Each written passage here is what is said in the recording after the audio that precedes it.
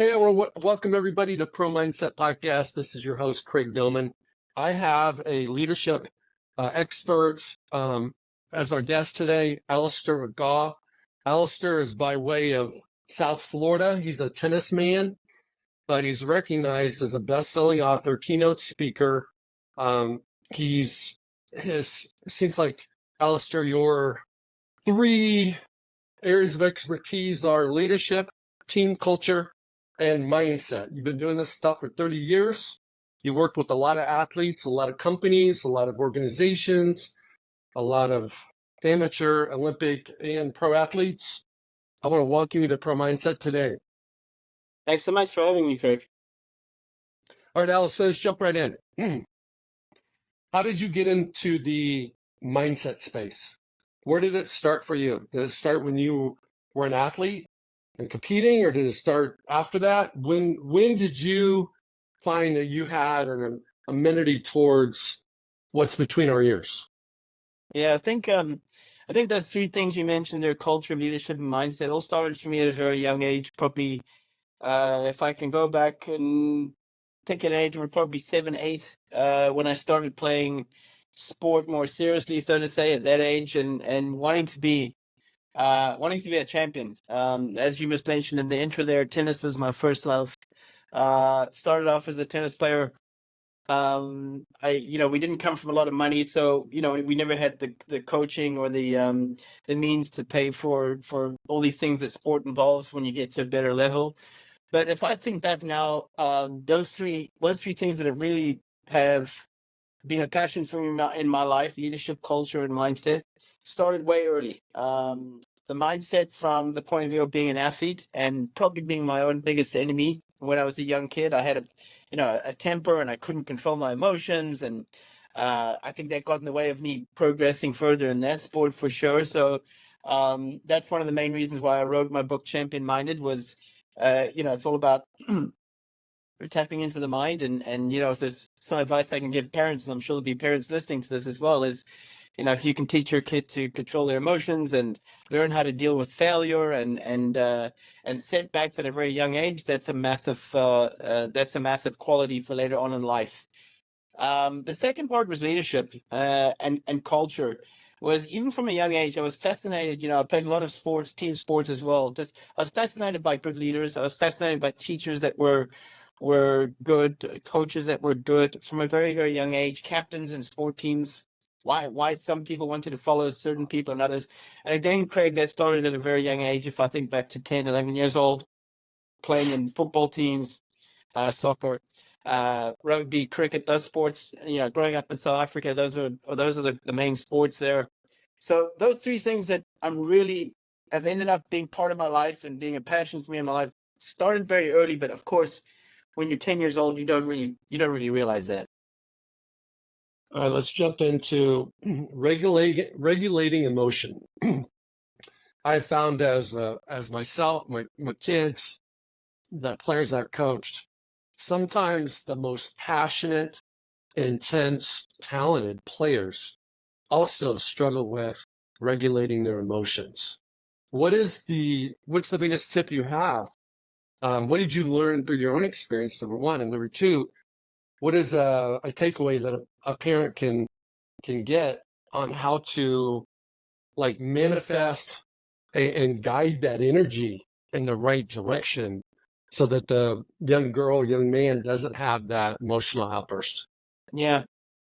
There's a great obstacle and challenge to kids that experience early success at a young age in their sports, where it's come easy to them in a way where they're the first pick, or they're top of their class or top of their team, for example. Um, there's a study that's been shown in academics as well, is that the students that got C's in school, B's, C's, and D's, actually went further than the students that had straight A's because of their ability to have to struggle to get that C. And the same as in sports as well, is early success and not learning to deal with failure and deal with losing can be problematic later on. So it's important that if you're a parent of a kid who's good at what they do and good at sports, is to either with obviously consent and agreement of their coaches to maybe play them up at age group or a level, that they don't become complacent and think that everything's just easy. Everything just comes to them easily in their sport, for example. So that's an important aspect. Um, you know, kids that have struggled earlier on in their lives have gone on to achieve greater things because they understand the process, they understand what failure looks like. But definitely, as I mentioned just a little earlier, there is if you can teach your kids how to deal with failure and see it as a growth and learning, the way to success is through failure. With all the athletes I've worked with and successful people, Craig, I've never met one that hasn't had adversity, various adversities or failures throughout their life. If we look at Michael Jordan didn't make his high school team. That's a famous story. There was 50 kids at the trial and 15 were chosen and he wasn't one of them. At that stage, he was 5'10", so he couldn't even dunk. Michael Jordan could have given up or said, "Okay, this sport isn't for me." Simone Biles is another one, of course, the great American gymnast who has had adversity in her life, and her mother suffered from addiction, so she had to be given up to a foster home. All these things have attributed to their success later on, but that's not to say that you have to go through those traumatic things in life to be successful. It's basically teaching your child how to deal with failure, rewarding the right things. Are you just rewarding the wins and the successes, or are you rewarding what I term the right things are your behaviors, your effort level, your attitude, your respect towards your teammates and your coaches and volunteers, etc. That's where the real win is. Allistair, here's, I think, the biggest challenge, especially for a lot of parents. They invest the time, money, resources into their kids' sport, and they want to see results, and they want to see validation. They want their kid to win medals. They want to win the tournaments. They don't want to spend the money and pay for flights and have their kid come back and say, "Hey, I finished last." And so I agree with you 1,000%. The majority of the people that compete in the Olympics for any given country are the people that were told that they weren't going to walk again. They were the slow, grower. They had to deal with some adversity, and it helped them create the identity that they needed to have to be able to strive for success, at the same time overcome adversity and failure. But I think it's just that we live in a microwave society. Starbucks is very successful for a reason. Everybody wants to go through the drive-thru and have a hot, latte 20 seconds later. And so for parents that are mindful, conscious, and really do have their kids, and I think most parents do, but they really want to be intentional about the best interests of their child developing in their sport. You said playing up was one option. What are some of the other things that parents can do or emphasize so that their kids don't get burnt out and they don't have so much success early? They don't get bored. Yeah, I think this might sound quite harsh, but I'm just going to tell it as it is. Is that parents that are hell bent on their kids being the best and not wanting the best for their kids. Those are the ones that have an ego issue in terms of that their pride is in how well their kid does on the sports field. And for me, that's very narrow-minded. And I don't apologize saying that either, because I've seen it for 30 years in my career and worked with some of the best juniors. And I'm in Florida, where it's full of wannabes in tennis and golf and so on and so forth. 10, 11-year-old kids, and it's great to follow your dreams, but when you're the parent that's driving it, that's the problem right there. Of course, you've got to financially support the kid and get them to tournaments and practice and so on and so forth. But if the self-drive isn't coming from the kid themselves, then you don't stand a chance in the long run. I can't tell you how many good 13, 14, 15-year-olds I've seen in sports like soccer, baseball, tennis, cricket, and cricket as well. I know it's not an American sport, but it's at the end of the day, it's the same thing. You're playing a sport. Is that the parents are actually more invested in it than the child, for example. The number one thing that a parent should be focusing on is what are the tools that are going to give my child the best behavior the best chance of being a great adult. Forget about sport. Because really the foundation of a great athlete and a great sports person is a great person. That's where it starts. Because for the majority of their life, they're not going to be necessarily playing professional sports if they get to that level, which is less than, as you know, Craig, probably 0.03%. I don't know what the stats are exactly, but I know after college, that number drops off dramatically into the under 1%. So, what type of adult are they going to be? What type of person in the corporate world are they going to be? What type of partner are they going to be? Husband, wife, are they going to be? These are the important questions than just how good is my kid going to be in sports at the end of the day. Amen, brother. Amen. No, that's exactly it. And for those guys and for And those Craig, athletes sorry, that are, Craig, I get it. Every parent wants the best for their kid. They want their kid to be the one that that's chosen in the team and to be a starter and so on and so forth. But if that's what your focus is as a parent, you've got the wrong focus. Is teach your kid to be the best on the bench. Teach your kid to handle. We just talking earlier on in the podcast about adversity and failure and dealing with life. That's real life. That's real life out there. When you're trying to protect them too much and coddle them and bubble wrap them, for example, what are you bringing up? You're bringing up kids that can't deal with hard conversations. You're bringing up kids that can't deal with failure. All these things that later on in life are massive. no, I 1000% agree. Being in the pro business for many, many years, ultimately the guys that do the best are the ones that are the best people that can handle and understand that the team is trying to replace them, is trying to draft somebody over them, trying to find somebody cheaper, healthier, younger. Yeah. It's part of the business, And right? I heard something very, very interesting the other day, Craig. I work with a lot of professional soccer teams in Europe. And this goes for coaches and players at the professional level, is that you're only 3 performances away from losing your place or losing your job.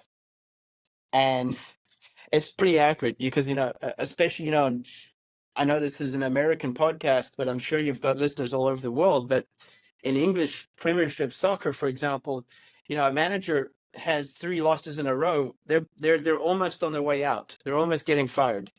Players as well. You have 3 or 4 poor performances in a row. You're also on your way out. There's no escaping the public eye and social media because you've got millions tracking your performance. Um, back in the day, Craig, and you're probably my era as well, age wise, you'd get away with it because it would be a small little clipping in the Monday newspaper that nobody would see of how bad your performance was. Now you're exposed. You're exposed live and on Twitter and Instagram and TikTok and absolutely everything. YouTube probably as well. So yeah, it's how do you deal with that? Those are the lessons that great parents, great teachers, great coaches are saying of how you deal with these things, how you deal with the trollers, the haters. People are, this might sound very pessimistic, and I write books on positivity. But the reality is, there's a lot more people that want to see you slip up and fail than want to see you succeed. And that's just the reality of life. Misery loves company. Absolutely. Okay, so I agree. In the NFL, you might be 3 games away from losing your spot. First time you have a bad game, it's like, oh, bad bounce of the ball, tough game. The wind or the weather elements were the issue.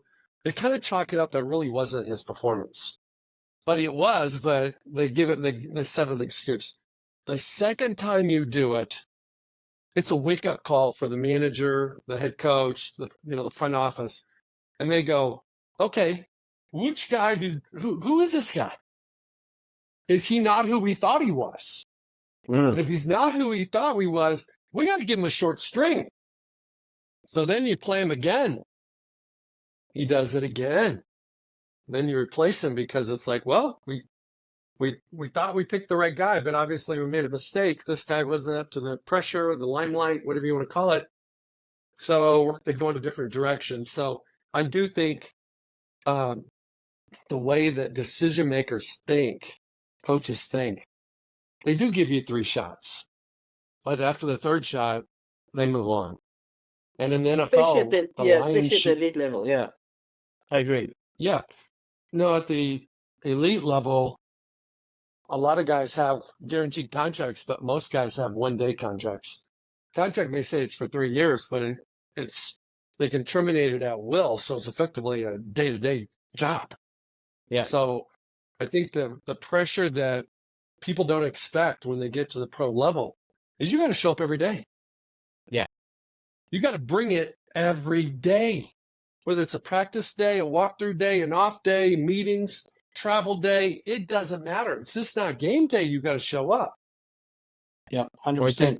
think kids can learn when they're teenagers that if they're uber talented, they've got tremendous ability. They might have a gap in skill level compared to their peers. They don't have to show up all the time and they can get away with it. And then they keep moving up and then it catches them.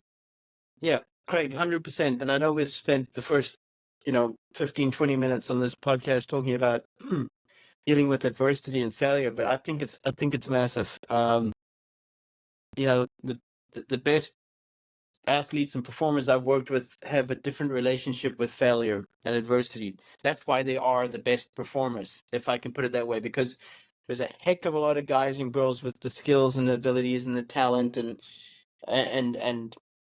so on and so forth. But how many are able to handle getting dropped and the setbacks and the failure? And that's why I go back to what is the number one thing I believe parents can do for their kids is teach them how to deal with adversity and failure. How does your kid respond when they're dropped to the bench? Have you empowered them the tools for them to confront the coach in a respectful way and have a conversation of, Coach, why was I dropped? What do I need to do to improve? What do I need to get into the team? What do I need to work on, etc.? And having mommy or daddy calling the coach at 8 p.m. at night or confronting them even worse after practice, which is the worst time you can confront a coach, is during practice time. Those are the skills we're talking about. If you can provide a child with those, trust me, those will take you way further in life than how well you throw a ball or how well you catch a ball. I would even go a step further, Allistair, from the standpoint of parents should have no contact with the coaches. That's a given. But I also think that players shouldn't either. And here's why. Once you go to the coach and say, hey, coach, what's the gap between where I'm at and where I need to be? Because I don't like the situation I'm in and I want to be in a better situation. I want to be off the bench on the field. I want to be playing a different position. I want to be higher in the batting order, whatever it may be. As soon as you have that conversation as a player, I don't care how political you are. I don't care if you act like you're a 40-year-old and you're 14. That's the beginning of the end of your relationship with that coach. What I have learned is that the players already know. They already know the answer to the question. They just need to ask themselves instead of ask the coach. And if they don't know, all they got to do is show up the next day in practice and have some awareness about how they're doing what the coach wants them to do. What is their standard compared to what the coach's standard is? Coach has expectations. How are you meeting those expectations? And listening to how the other players are getting coached too.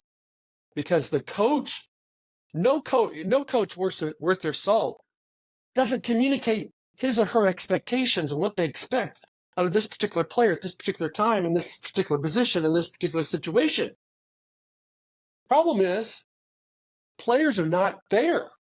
They're there physically, but mentally they're thinking about playing video games when they get home, thinking about hanging out with their friends, thinking about going to a movie, and they're not mentally there, and so they miss those messages. So that's what I was saying, because every time I say, Craig, if I can, I'd respectfully agree and disagree with you there, is that I believe feedback's important, and I believe it's important to ask for it. And this is, as I say, we're going to have differences of opinions, and that's fine. But I believe it is important for an athlete to ask what they need to do. And yes, maybe most of the time they know that maybe their attitude and their effort needs to they need to raise their level there, for example. But there might be some technical or tactical aspects they need to have work on. But I don't think it's generally all the kids that are like that. There is the ones that are locked in and focused and wanting to be coached and wanting to understand. They might take a little bit longer to learn things as well. They're not as talented or they're as quick to catch on to things. But I think that dialogue between coach and player is important. I agree with you to an aspect of the parents with too much involvement, but then on the other hand, I do believe there is a place that the parents are part of the triangle, the coach player relationship, that they need to be kept in the loop all the time. But just with regards, either certain behavior that can be improved or whatever. But yes, I agree with you on the aspect of that. Not everything has to be discussed and transmitted and communicated between everybody all the time, because quite frankly, a coach is dealing with, if you're in a football team, and you'll know this better than me, how many players in a high school football team? 40, 45 on the squad? I've no clue. Probably at least. Now, now, is it realistic to deal with 45 parents on a weekly basis? Absolutely No. not. Or 45 players on a weekly basis? Absolutely not. So, it's important to, and you spoke about expectations as well, which is a massive one. And I'm glad you did, because those need to be clear from day one. Otherwise, you just leave yourself a heck of a lot of work to do, and frustration. Where are the boundaries? Can parents come to you after a practice? Me, I don't think it's a good time to have discussions with parents after practices. Do you have an availability of 1 hour a week on the phone?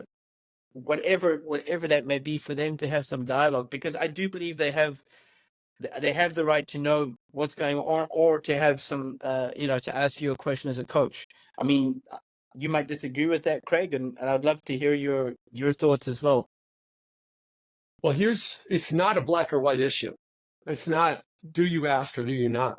I think the better course of action is to turn on your listening ears in practice and in meetings, and listen to what the coach's expectations are.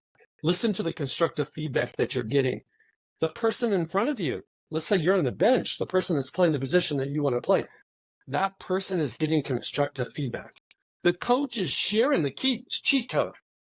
Whatever it takes, the coach is sharing it. Coaches don't play hide and seek with players. The problem is players shut down mentally and they don't hear it. So my thing would be, why do they shut down, Craig? Why do they shut down? For a variety of different reasons. I think one of them is they don't know how to deal with adversity.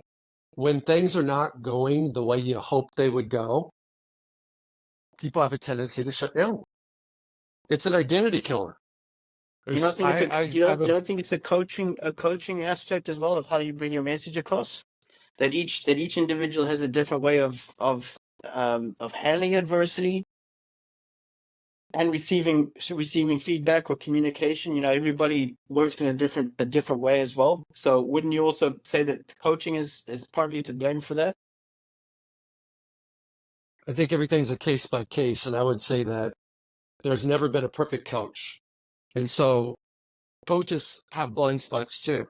And so not every coach communicates everything they expect in the best way for every kid to understand it. I'll stipulate to that for sure. But what I'm talking about is, if I'm consulting with a kid or a family and they're frustrated with their playtime, I also work with coaches, and I know how coaches respond to that. And coaches put a barrier up, and they throw that player in a category of, hey, it doesn't matter. He's never going to be happy. He doesn't see himself or herself like I see him or her. And we got a problem. And so let's say that's in the beginning of the season. And it's a 4-month season. It's going to be a long season unless the person in front starts performing poorly or gets injured. So if that person stays healthy, it's a battle for that young person to stay engaged when they're not where they thought they would be. And so if it does come time to go talk to the coach, my recommendation would be something like this. Let's say you're the coach, Allistair. Hey, coach, I just want you to know I respect you. You're doing a great job. I'm understanding that these are your expectations for the position I'm playing. This is what I'm hearing you tell us. You told us this in the opening meeting at the beginning of the season. You've been telling us all season long. And you know what? This last week, you've been really harping on such and such. And I'm dialed in on that. And I'm not comparing myself to the person that you picked to play in front of me. I'm just comparing myself to how I'm performing and how I'm preparing for your standard. And I feel like, unless I may have a blind spot, Coach, I feel like I'm doing it. And I'm just curious what your thoughts are. Right. And so I'm not condemning, I'm not demeaning, I'm not doubting, I'm not giving you an ultimatum that I need to play because I'm the dude. I'm just going, hey, this was your mission. I've jumped in 10 toes down.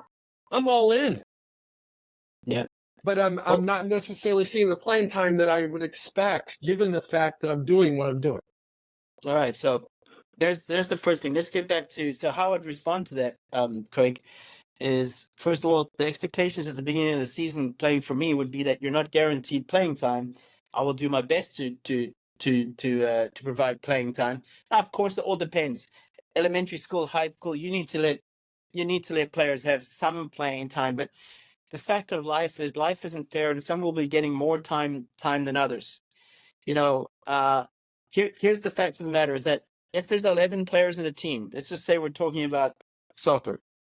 There's going to be 11 players that love me on Saturday because they were selected. There's going to be 7 substitutes on the bench that like me.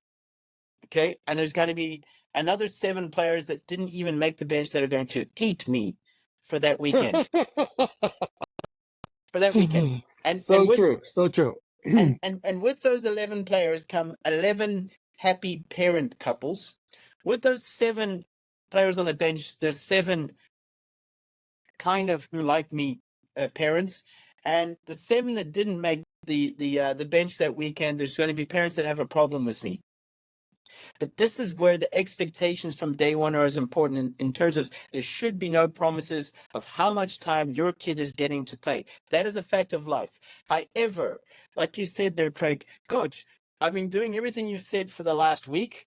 I've been putting in the effort. I've been even getting here earlier than normal. I've been working on my game afterwards when the other guys have gone, and I'm still not selected for the team. Can you explain that? I said, yes, absolutely. You know, the last week has been brilliant, and I've observed you and I've seen that change in you. However, that doesn't guarantee that you get selected on Saturday because of that, because the player in front of you might be doing the same things as well. However, you are pushing closer to that place than you did 2 weeks ago. And if you keep going like that, your chances improve. But you cannot, as a coach, make promises to players. That is the biggest mistake or parents. That is the biggest mistake you can make at the beginning of the season. However, you have to be fair.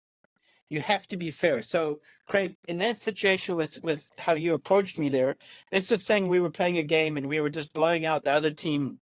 Let's talk about football, the American football. We're blowing out the other team 73-10. And there's 15 minutes to go, 10 minutes to go. You know what? I'm probably going to give you a chance to come on for those last 10, 15 minutes to show what you can do. I think that's fair in that respect. Because, but like you said, there's so many different variables. No, I like that. If a coach is out there listening, avoiding, telling everybody up front that you're not going to make any promises to anybody about anything, except for you're going to do what's best for the team. And you're going to take into consideration factors that they may not even see, know, or understand in deciding who's going to be on the field. And so as a coach, sometimes you might take 2 people that aren't the best athletes, but they play terrifically together. And you put them on the same side of the field, and it makes your team better. But honestly, the 2 guys on the bench are better. They have better skills. If it's soccer, they got better touches. Maybe they juggle the ball better. Just things that you do. They have a better understanding together. Together, they're not together. Yeah, but together they're not. Right? Yeah.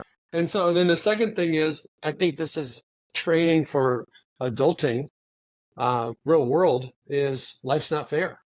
This will not be fair. I will make mistakes as a coach. Sometimes I'll play this person in the wrong position. Sometimes I'll play this person too much and this person over here too little. And that's just, it's going to happen every game. I'm going to do that. Letting them know up front, be transparent, that you're going to do your best. But here's the thing that I think coaches have to do to establish trust with their players. They have to let them know that we're not going to, it's like the thermostat. You don't set the thermostat and just leave it alone forever. No, if it gets hot, you turn it down. If it gets cold, you turn it up. With players, when somebody's on a trend line where they're getting better and better, I'm going to reward them. If somebody's taking things for granted and getting lazy, I'm going to play them a little bit less. I'm going to still start the lazy guy for a minute, but eventually I'm going to shift it. I don't like coaches that make a decision after camp. This is how it's going to be. And they go into autopilot and they stop coaching. They stop evaluating. And that discourages the players, especially the ones that aren't on the field, that keep getting better. Yeah. Getting back to that, my very first book was 7 Keys to Being a Great Coach in 2016. And the very first chapter, the very first line of that book is set your standards. And under standards comes expectations. So we're going back there in terms of the beginning of the season, just like Coach John Wooden did, just like Mike Krzyzewski did at Duke as well, where I spent some time as well. They set their standards and their expectations from day one. No, they underpromise and aim to over-deliver, but they underpromise. So again, they're not promising minutes. They're not promising, the amount of time, or you're going to be playing, or you're going to be a starter, for example. That's already a massive start there right now. So the expectations are clear that there's, like you said, that there's no confusion of saying, well, I thought I was going to be a starter. I thought I was going to be getting X amount of minutes. So under promise is your best thing you can do as a coach. And also at the beginning is make it clear of what you're rewarding on. Okay? It's nice to win, but the attributes that it takes to win, this is what I'm looking for, is the amount, how you come to practice every day, how you deal with failure, how you deal with adversity, what your effort level is, what kind of teammate are you on a daily basis, what do you like off the field, what do you contribute to the culture of this organization or this team. Those are the things I'm going to be rewarding you on, that you could replace a player that has better skill than you, or the more talented kid that things just come easy to them, for example, or has the most points on the weekend. Those need to be clear, especially to the players and the parents, and understand this, is that the parent has this kid where they believe they've got the best player on the team, and so he's just an automatic starter. And when you have that attitude and that sense of entitlement, and you're not facing that head on from the beginning of the season, you've got a problem as a coach. You will have a problem as a coach. 4 games into the season, once that kid is replaced in the third quarter or whatever, and now the parent can understand why their star kid has now been benched in the game, for example. So all those things in the beginning, under promise is important. Nobody gets exceptions, no matter who you are. And you know what? There might be some that say, well, this is not the place for me. We're going to go somewhere else where my kid is guaranteed time. That's fine. Because, Craig, at the end of the day, you're going to save yourself a massive headache and massive problems later on down the line, because their parents or their players expected something that you couldn't deliver, and be realistic about. And now the worst thing you can do to your culture is, now as a coach, you're saying, I reward on these things, but then you keep putting the best player in who doesn't have those behaviors. He's late to practice. She has a bad attitude when they go down a few points. And now you keep starting them in the team. The other kids in the team see that, and they say, hold on a second. This is double standards here. Coach says that this is how we're going to be rewarded, but she starts every weekend with a bad attitude, or she's not a good teammate in the locker room. She's nasty. She's a bully. How does that work? Your culture is just going one way. Allistair, I got a couple thoughts related to that. I agree with that. I agree 1,000%. No disagreement at all. I think that coaches need to understand what their key performance indicators are. What are their evaluation factors? that they're going to use to determine who's going to be a starter, who's going to be backup, who's going to play in a scoring role, who's going to be a defender. And then I think the second thing they have to do is they have to define roles for the team. If you don't define roles, the parents will define it, or the kids have already defined it from experiences from other coaches and other teams. If you're coaching a sport, you have to get everybody together and say, this is not what you did last year in the same sport. It's not what you've done in other sports. It's not what your mommy and daddy said. This is our program, and this is what our roles are. We have captains. Doesn't mean they're the only leaders on the team. We have starters. Doesn't mean they're the only people that are important to the team. We have practice and we have games. Moms and dads and fans and friends come to the games, but the practices are important, or more important than the games. And help people understand that, hey, you know what? If you're batting ninth in baseball, you're just as important as the person batting first. Because if you don't do that, what you get is the person that bats ninth thinks they're the worst batter, and then they bat consistently being the worst. And if they're pretty good psychologically and mentally, you'll find over the course of the season they keep getting worse and worse and worse, because they think that if they're batting better than what they perceive to be last, they shouldn't be batting last. So the kid's going through a psychological battle because the coach hasn't communicated the roles. By the end of the season, that player's batting 190, and they probably shouldn't be batting first. But I don't know if that makes sense or not, but I think you have to break down the generally accepted cultural norms of roles. Because if you don't, you can't maximize the performance of all your players. Yeah, let's and I'll come in there, and I've got a great story for you, Craig. Is if you ask coaches who are working with kids, now let's categorize kids 16 and under, just for the sake of it. What is the main what should be the main goal of a coach coaching kids 16 and under, Craig? I'm asking that. Development.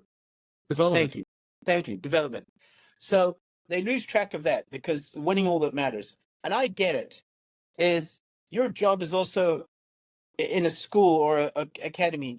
You do need to win to keep your job as well. It's just realism as well. If you're just not losing every season, you're going to be replaced as a high school coach or an academy coach or club coach. That's just reality, even at youth level. But development is the key thing.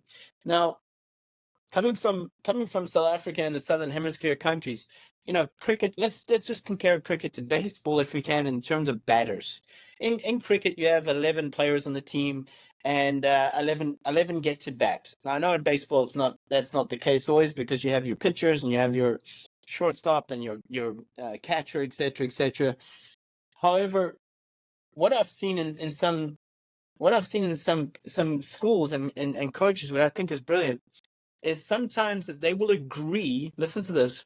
They will agree with the opposition team or high school that they reverse the batting order. So the number 11 comes in number 1, and number 1 comes in at number 11. Okay, which I think is brilliant. Which gives those kids that are always at the back end of it a chance to face the first ball and face the first innings, and I think that's a brilliant thing. That's development right there. That's putting development before winning. And I think it's a fantastic proposal and object. Unfortunately, in the real world, I would say 95% of coaches wouldn't want to do that, wouldn't want to risk that. But that's what development is. That's what development is right there. Is you're putting your worst batsman first, and you're putting your best batsman last. And let me tell you, it's improved dramatically. The confidence of lesser batsmen that maybe wouldn't get a chance, or those who didn't get to pitch, or in cricket terms, bowl.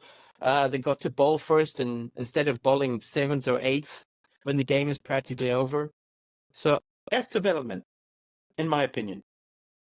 Not all the time. Well, here's the thing that's interesting. Mm-hmm. Alistair, here's the interesting thing. How many times have you seen a 7-year-old and the parents are short? You see them at 16 and they're a foot taller than their mom or dad. Doesn't happen every day, but that kind of stuff happens. You can't predict where a person's going to be 5, 6, 8 years down the road. So my belief as a youth coach, not even 2 years. My belief as a youth coach is you should cross train him by position. Like if I'm coaching baseball, probably with the exception of pitcher and catcher, first inning you're playing first, second inning you're playing second, third inning you're playing short. We're going to move you through the whole field. And I'm going to learn things about you that I didn't know, but for the fact that I gave you that opportunity. Maybe when you're in the outfield, you lose focus and you're a liability for us. But man, when you're a shortstop, you're on fire. And I've been playing you in right field, and I think you're not very good. But as soon as I put you at shortstop, you're the best shortstop we have on the team.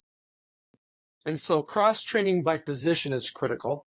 And then I think the other part of it is, instead of having an agreement with the other side to reverse the order, you don't know when you show up for the game where you're going to bat. Because every single game I'm moving you around. Because I'm going to learn how you respond when there's nobody on, or maybe you're the fourth batter and the first 3 guys get on. How do you handle it when the bases are loaded? How do you handle it when you're the first person of the entire game to bat? You're the leadoff batter. And then how do you handle it when you're ninth? But you think you're better than everybody else, but you're batting ninth. Those are all mental wars and mental battles that athletes have to contend with that's going to prepare you for life after sport. 100% agree. And I love that what you said about playing players in different positions. I think every kid up until the age of, this is debatable, 13, 14, should be playing multi-positions to discover what is their best position. I mean, what do you know at 10, 11, what position is your position? And of course, at a very young age, and we'll take soccer, for example, or even baseball, everyone wants to be the striker, the one that takes the penalties. Everybody wants to be the starting pitcher. Everyone wants to be the opening batter, as you mentioned. Of course, that's kids, they want to be that person. But again, that's life as well. Not everybody gets to be that person. But mixing the positions, I think, is key as well. Up until 13, 14, everybody should play different positions. If it's soccer, you're playing defense, striker, wing, midfield, goalkeeper. And then, you'll figure out at 13, 14, you know what? I really feel I'm, with the help of, your coach as well, saying, we think this is the best position for you. I'll tell you why. Because of A, B, and C. You're very good at that. You're fast. You're fast down the wing. You cross the ball well. You would be really useful in this position. Those types of things. But being set in positions at like 9, 10 years old is crazy. That's not development. Well, I think it creates more expertise when you cross train, because if I'm playing a different position that I'm normally playing, I know where to put the ball, because that's where I want it when I'm playing center mid or whatever it is. And so it's like you elevate the IQ, the sport IQ of the entire team by cross positioning them, because now they see the game. So like, for example, one of the things I find very interesting about coaches in every sport that has multiple positions, doesn't happen in tennis, doesn't happen in golf. They see the sport through the primary position that they play. Quarterbacks see the game differently than offensive linemen, than defensive linemen, than DBs, than fullbacks. And every football coach, American football, every football coach I know, they see the game through the position they play. They have limited ability to see the game from other perspectives because they see it through their position. Yeah. Again, I agree with you, Craig, on that. Is it's also to improve your game IQ and to understand what versatility is a key attribute of an athlete. Like you said there, it's not going to happen in tennis and golf because those are individual sports, or running or cycling, for example. But or ice skating, figure skating. But in team sports, for you to understand what other what other players, what their roles are and positions, and spacing is key. Like you said, multi-positional, multi-sports is important. I was listening to Roger Federer, the tennis player. Some of his growing up, until the age of 14, 15, he played multi-sports. Of course, tennis was his main sport, his major sport. But he would still play a bit of soccer and play a bit of squash and different games just to work his skills and improve his fitness and improve his peripheral vision, improve his reaction time, because there was some sports like squash that are faster. So, and this could be a whole different podcast and a whole different, longer podcast, Craig, about specialization in sport. That's another topic that we could speak hours about. But specializing too early, that's an issue as well. Also, fitness. I don't understand kids that are doing fitness at 10, 11 with specialist baseball fitness trainers or specialist tennis trainers or whatever, and all they're doing is just specific sports stuff. I don't get that. You need to, up until I believe 13, 14, you need to have as a variety of skills as possible. And let me give you one quick example. Is I remember I used to work in England, in Manchester, 1 week a month. So I'd fly from America to England every year for 1 month. I'd be there. I was working at this academy looking at young talent, tennis talent in the United Kingdom. And they brought this kid who was ranked number 3 in the country. So, superstar player, 14. And, I looked at the kid, and he was skinny and lanky, and hey, he's 14, he's growing. I get it. But there was not an ounce of muscle on him. There was not an ounce of definition on him. And he's 14, So what I always ask kids to do before they play is to warm up with different skills, a little bit of soccer, a little bit of certain things. And it was horrific. This kid had two left feet. He couldn't keep the ball in the hook for 2 times. He couldn't catch a ball with his left hand. And I said straight away, this kid isn't going to go further. I didn't say to the kid himself, but I thought to myself, this kid isn't going to go further than 15, 16 years old in his sport. Because up until this stage, he's the best skilled player. He's physically a little taller than the other ones, so he's beating them on practice time. He's just a better tennis player. But his athleticism will catch him out. Anyway, long story short, at 16, I heard that he had, dropped down the rankings. He was getting beat by kids that he used to beat when he was 12, 13. He was physically, just the other kids were just physically better than him, had caught up to him, and, he stopped playing tennis before getting to college. And that was a superstar player at 14, but had no athletic ability. He didn't have any athletic ability because it wasn't developing. He didn't play other sports, so he could get it. Well, because the parents thought our kid is just going to play tennis, eat, sleep, and drink tennis 24/7. And, he, like I said, he had zero skills, couldn't catch a ball with his left hand, and so on and so forth. And Craig, I've worked with over 11 Grand Slam tennis champions in the world. I've worked with the world number 1 in tennis as well. And let me tell you, all of them that I've worked with are multi-skilled. You play some basketball with them, or you play some hockey with them, with sticks. They're superior. They're good. They're very good at other sports. No, I see that in the NFL too. I mean, guys that specialize too young. Parents, here's the hard part. When parents pick, let's say, quarterback coaches to train their son, they are going to see incremental improvement in their skills. And they're gonna validate the coaching, validate the expense, justify it, and go, man, we're doing the right thing.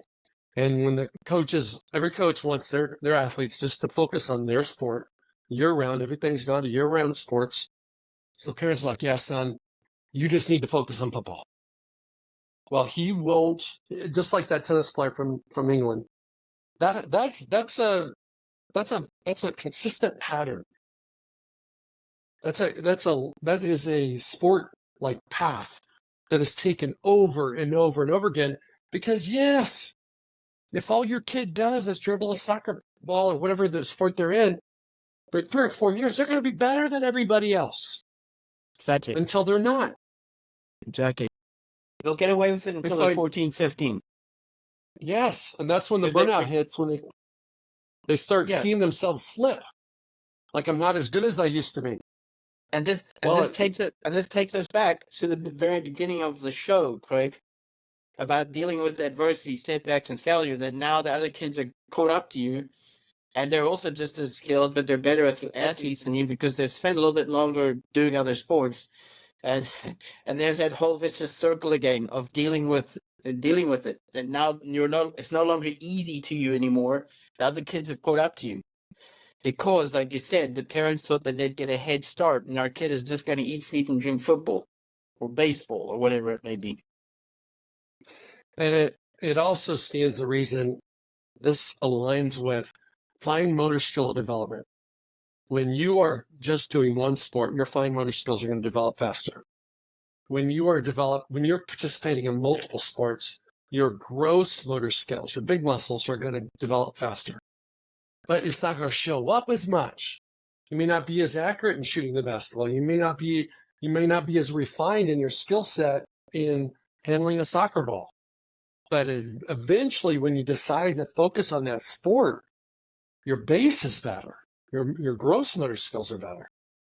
And so I see that's effectively what we're talking about is, yes, we could take anybody and turn them into pretty, like a kid prodigy, but they're not going to be there in college or high or pros. Yeah. Craig, let me, I know we're short for time, but let me ask you your opinion on choosing captains for teams and leaders for teams. Should that be chosen by the coaching staff, or should that be chosen by the players themselves? What's your opinion on captains and leaders for teams?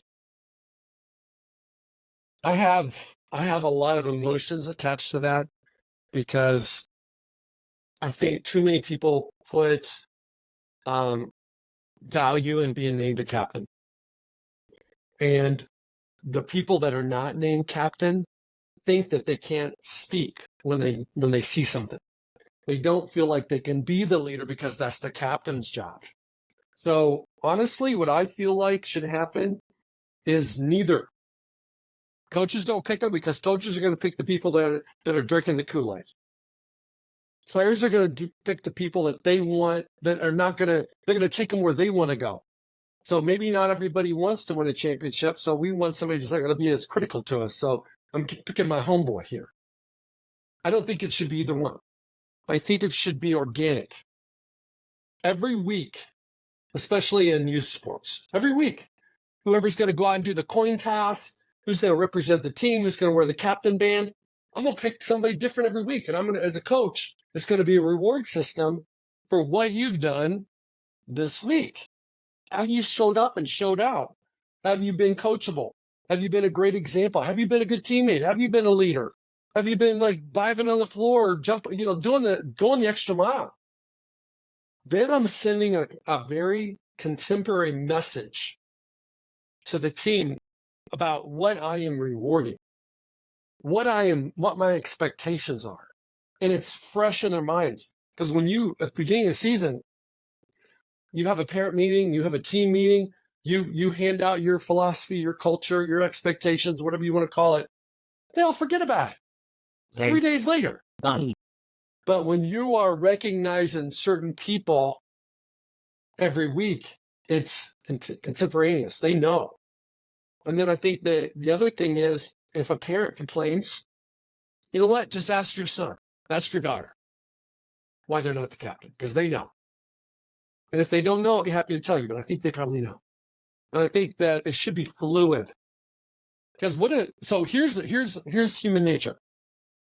I see this all the time in professional sports. I see it in lower level sports too. Everybody wants to be a starter.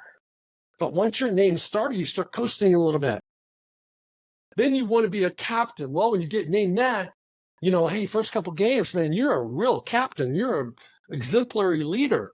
Then all of a sudden you start coasting. Because that's just what we do. We're human. We're looking for the next conquest. We're looking for the next, achievement. We've already got that.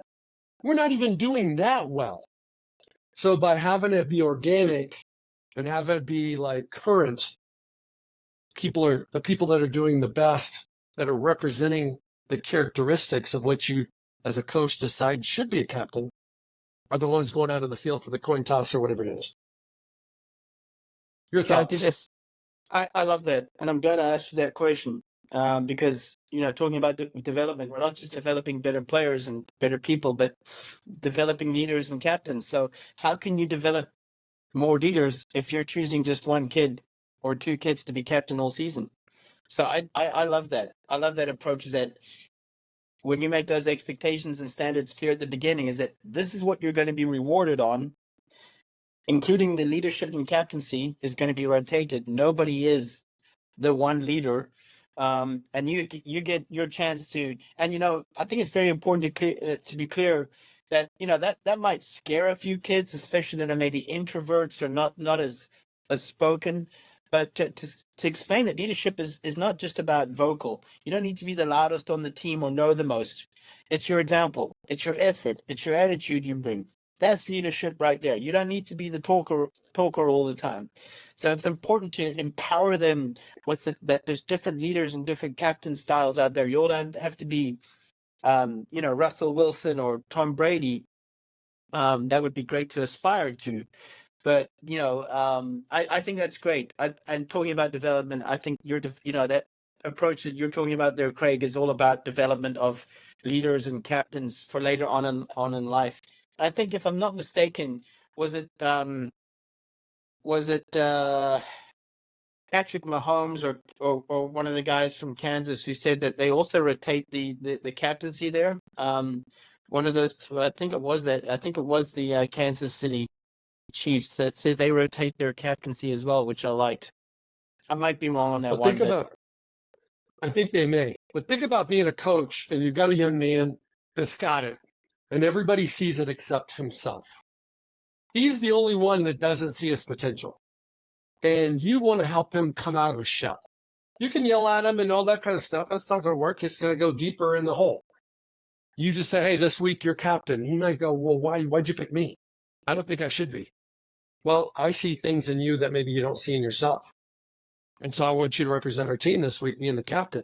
Well, then you get to see that kid grow into what he already is, but it's growing is going on in his mind. He's yeah, always been doing it. Whereas if you pick captains, everybody kind of just goes, okay, he's the guy. No. yeah, For most club teams, Allistair, what happens to them? They all disseminate to different high schools. They all need to be leaders in their own respective programs if they play high school sports. So just because you're playing club sports, you may not be the alpha dog, but you might be the alpha dog at your school. And if you're incapable of being a leader, everybody's looking at you like, hey, man, you're the best. Why aren't you our leader? Well, he's never had a chance to exercise that muscle. yeah. And that's, again, just like specialization in sport, we could talk all episode about captaincy and leadership, but shouldn't that be the job of a coach, is to empower his players to believe that they're leaders? And like you just said there now, that player that came to you and said, I don't think I should be captain, and you're like, well, I believe that you're great in these certain things, and I think what you're doing right there is you're empowering them. And all you need to do is identify one or two strengths and say, you know what, you're great at this. And I want you to bring that out as much as possible on the field on Saturday or Wednesday or whatever it may be. And there you are. You're empowering a young man or young woman to learn how to lead. Absolutely. Okay, Allistair, your last book, you graciously sent it to me, so I've got it a couple days ago, and I skim read it, but it's basically 77 ways to achieve excellence, and it says the title is Mindset is Your Superpower. Give us an overview of this book and maybe the top two or three. Let's say there are 77. Let's say there's two or three that you just can't miss. What are those two or three superpower mindsets? Yeah, I think the most important ones are probably in the first 10 there. Not that all 77 are important, but this book is all about getting the best from yourself. It's about life lessons. There's some sport examples in there, some examples from the corporate world. It's aimed at anybody, but specifically a young adult, high school, college, 20s, if you were to if you were to like pinpoint like one generation, who would it be? Probably then more, but this is for everybody. And some of those first chapters are, mindset is everything. And that's what we've been talking about in this podcast today. And it really is. Your choices, your habits, your routines on a daily basis. It's also where I talk about that you are your greatest project. So investing in yourself on a daily basis is important, be it through nutrition, investing in your mindset, investing in your health, movement, for example. I believe that everybody needs 3 wins a day. You need a mindset win, so you're learning something intentionally, be it listening to a podcast like this, be it reading 5 pages of a book, for example, but you're intentionally getting a mindset win. The second one is a movement win. Even 20 minutes of exercise a day, of walking, and people can't tell me I don't have 20 minutes a day. Everybody has 20 minutes a day. Even President Obama used to play some basketball at the back of the White House for 20 minutes at lunchtime. So if he has the time, we have the time. And then a mindfulness one. What is mindfulness? That can be either something towards where you're just quietening the mind. It could be a nap. It could be yoga. It could be meditation, whatever, for 20 minutes a day, if it's 20, even 10 minutes a day. I mean, those are 3 important things. That really the book is about you being your greatest project. And I really think I really enjoyed writing it. It's a lot of those lessons are things that I've learned the hard way as well in life that I can share. Things that I maybe wish I knew earlier when I was in my teens or 20s that I only realized later. So yeah, that's what mindset is your superpower is all about. That's outstanding. Well, one of the things that how it hit me was just you describing it. It's an inside game, not an outside game. It is working on you. It's working on how you respond, how you attack, how you prepare, how you train. It's about you. And what I think happens too often is athletes look at their circumstances. They look at the scoreboard. They look at the depth chart. They look at the starting lineup. They look at things that are signals. They're markers. But sometimes the markers are not accurate. You might be better than somebody that's playing in front of you. Mm-hmm. You may be going places and they're not. But that particular coach, you're not his or her flavor. But at the end of the day, if you keep investing in you, and those 3 wins, exercise, mindset, and mindfulness, that's awesome. I appreciate it. Well, Allistair, I appreciate you being on. Why don't you share with our audience where they can find your website, your gram, different things on social media? Yeah, no, thanks a lot, Craig. I've really enjoyed this conversation.